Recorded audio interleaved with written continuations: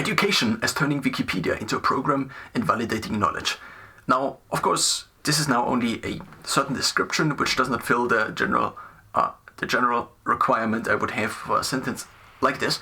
So what I mean with Wikipedia, and I use Wikipedia kind of as the kind of best source of knowledge that is currently there. And so ideally it would be established knowledge. So education as turning established knowledge into a program and validating the knowledge then the person can do. So the persons can do the program, and ideally there would be a validation in this. Now currently the current system for this is schools and universities, and also colleges, if one thinks of colleges as not universities. So basically schools as well as universities. There are also in different parts of the world, I think, programs which are not universities, but there are apprenticeships, so you could also have kind of an intermediary in between universities and also other schools as well, that also give you some kind of certification. Also, one could do additional certificates and trainer licenses and things like these, for example. Now, education, one might say, has a big problem, which is that somebody, at this point in time, a human, needs to have time for the one who then seeks this education. Because now the human needs to be paid, and the person who seeks the education is not that skilled, because otherwise maybe it would be the other way around. There is a relationship in which the cost of the time of the person who educates is probably higher compared to the person who gets educated.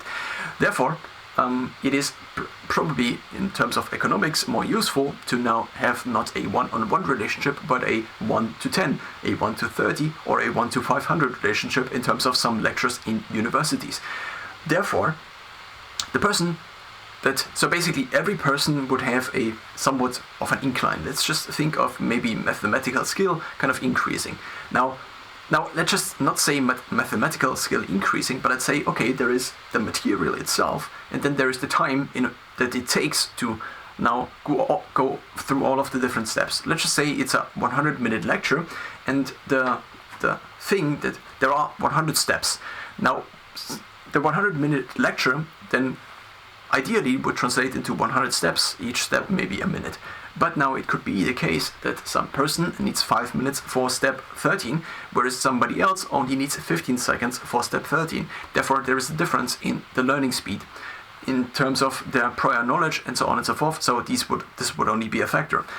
Thus, it would be more optimal if one could therefore spread basically the different steps according to the individual's prior knowledge, but also to all the other factors that would basically dictate the learning speed of the individuals.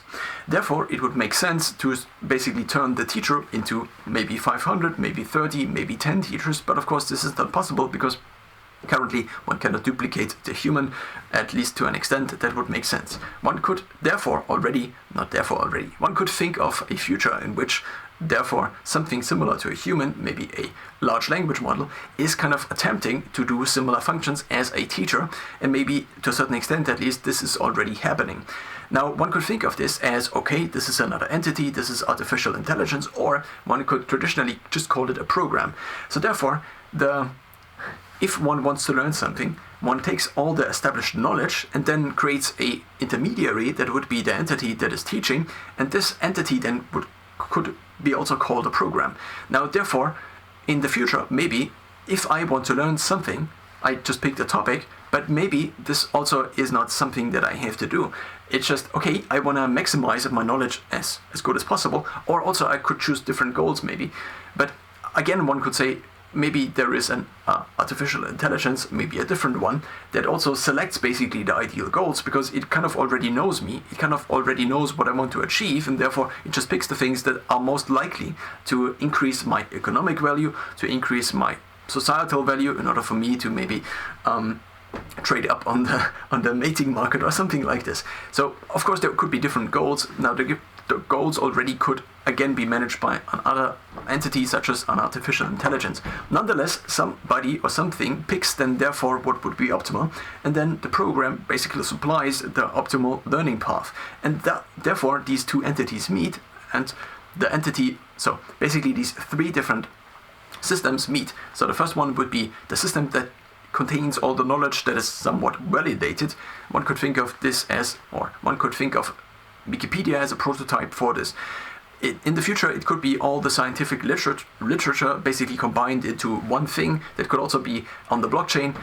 Balaji Srinivasan recently began talking about this, about kind of validating knowledge, or not recently, maybe he talked more about this, I just listened to it recently. Then one could have an intermediary, and this program would be just sitting as a platform on my phone, on my computer, maybe in the future on glasses. Meta actually a couple of days ago announced their Orion glasses, which are basically allow you to have holograms, and they also come in a small form factor, but they don't sell these, just as an example of what the future could hold. And these are not like full VR goggles, but they are more close to normal glasses, which one could then use. So I, for example, have 2 monitors in front of me that are just physical things. They don't need to be physical if something else could provide the resolution. And then I could have these monitors everywhere, and I could also have multiple monitors, and if I move somewhere else, I don't have to carry 16 monitors with me, but instead I just carry my glasses with me. So basically the form factor of the computation and also the display might change. It's not the form factor of the computation, it might also be the form factor after computation, but I'm mostly thinking about the visual display of displaying basically the digital world, and thus also the program, which then would be the educational source.